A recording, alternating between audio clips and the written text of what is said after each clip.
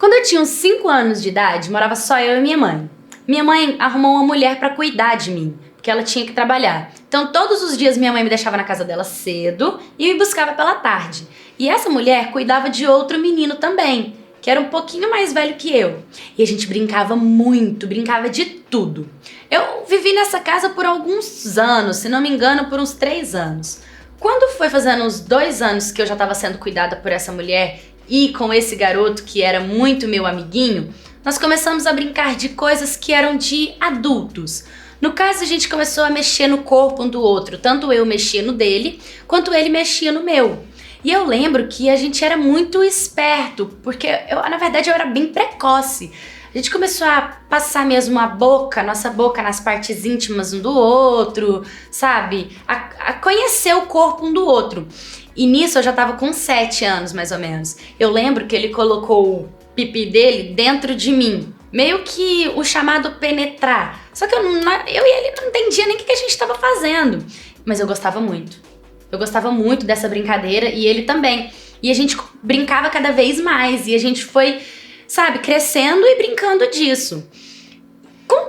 Com o passar do tempo, todo garotinho que eu ia conhecendo, todo mundo que eu ia conhecendo, eu já pegava nas partes íntimas, eu já descia o beijo na boca, sabe? Eu era muito pra frente. Eu assustava os garotinhos, porque como nós éramos criança ali, por volta dos 10, 12 anos, então nem todos os garotos estavam acostumados a ver uma menina com esse tipo de atitude, né? Então, todo garoto que eu me envolvia, eu queria conhecer a parte íntima dele, eu queria que ele conhecesse minha parte íntima, eu queria que ele passasse a boca nos meus seios, eu queria transar, entendeu? Eu queria ficar. E assim foi, durante a minha vida, durante o meu tempo, até que eu fiz ali os meus 14 anos e comecei a namorar. E nessa época, o meu namorado achava o máximo, assim, eu ser essa garota atitude. Até porque fui eu que beijei ele, fui eu que fiquei com ele.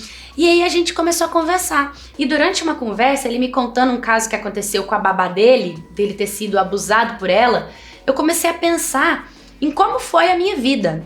E ali eu comecei a ter o entendimento do que eu era.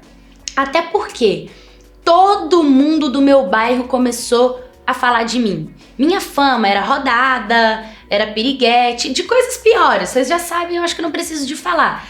E eu falava, gente, mas por quê?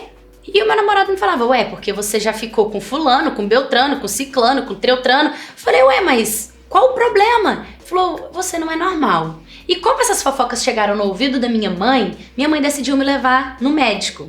E aí eu fui diagnosticada como ninfomaníaca, uma menina que ama sexo, que gosta de fazer sexo, que é viciada em fazer sexo. Mas, gente, eu não escolhi isso. A primeira vez que eu tive contato com o corpo de outro garoto, eu era uma criança. Eu nem lembro quando foi que eu perdi minha virgindade. Eu nem lembro como foi, porque eu não tive nenhum conselho, minha mãe nunca conversou comigo, eu nunca tive nenhuma orientação, eu nunca soube de nada do tipo. Tudo que eu fazia era na prática e na brincadeira. E aí, nessa época que eu fui diagnosticada, eu fiquei tão mal, assim, por pensar que gostar de sexo era um problema, era um defeito, em vez de ser, sei lá, talvez uma qualidade.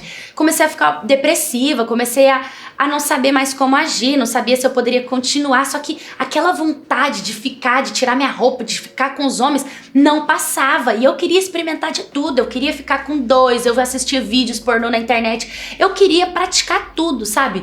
Passou pela minha cabeça até, sei lá, quem sabe virar atriz pornô no futuro, sabe? Então eu realmente tinha problema com isso. Até eu ser diagnosticada e eu começar a me centrar um pouco mais. Até porque todo mundo me julgava, todo mundo falava da minha vida e cuidava das minhas atitudes. Eu não podia fazer nada, muito chato toda essa situação, né? Mas com o tempo eu acabei arrumando um namorado em que ele conseguiu suprir todas as minhas necessidades, em que a gente conversou muito e só depois de todo um apoio que eu recebi, que foi do meu namorado, todo o apoio que eu tive de conversa, de orientação, de conhecimento, de conhecer o próprio corpo, de se amar, de se cuidar, eu comecei a observar que eu realmente fui muito precoce, mas que isso não foi culpa minha, isso não foi uma responsabilidade minha. Pra mim, a minha mãe deveria ter me orientado, ela deveria ter conversado comigo. Eu ficava mais na casa de uma estranha, que não era da minha família, do que com a minha própria mãe, porque ela vivia trabalhando. Então, eu me tornei uma ninfomaníaca, mas não foi porque eu escolhi, simplesmente foi ocasião da vida. Hoje em dia eu sou mais tranquila, hoje em dia eu reconheço tudo que aconteceu na minha vida, mas também não me dói. Não me dói porque realmente a culpa não foi 100% minha, sozinha, sabe? Gente, eu escolhi essa história por 2 motivos. Por ela falar que a mãe dela nunca deu orientação pra ela. Então, mães, qual vergonha? Por que vocês têm vergonha de conversar com filhos de vocês? Não é porque a mãe de vocês tinha uma mentalidade há anos atrás que não orientou vocês a fazer as coisas certinhas, você tem que também fazer isso com seus filhos, sabe? Não é porque sua mãe era de costas pra você que você tem que ser de costas pra sua filha. Vira de frente, conversa com ela, explica o que é peito, o que é pepeca, o que é bumbum. Seu filho explica o que é pipiu, entendeu? Cara, vocês têm que falar, fala abertamente, fala as consequências, fala o que acontece, fala como que é, qual idade é legal, sabe? Conversa, seja amigo do seu filho, entendeu? Não um estranho. Uma das coisas que eu escolhi essa história foi exatamente por isso, porque a menina, ela reconhece que a mãe dela nunca foi amiga dela, era uma estranha, e que a culpa não foi dela. Tudo começou dentro de uma brincadeira, entendeu? Que é o outro ponto da questão. Começou numa brincadeira com uma pessoa da mesma idade que ela, ou seja, os dois não sabiam o que estavam fazendo, os dois simplesmente se permitiram, e ela criou um vício desde criança, e tudo começou ali, entendeu? Dentro de casa, brincando, e ela não conseguiu sair disso até ela ter noção de toda a história dela.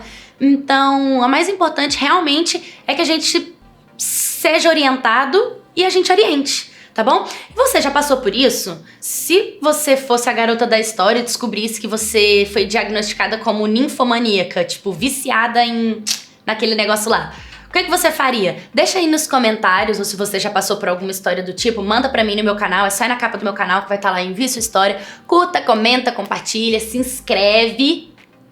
Um beijo e até o próximo vídeo.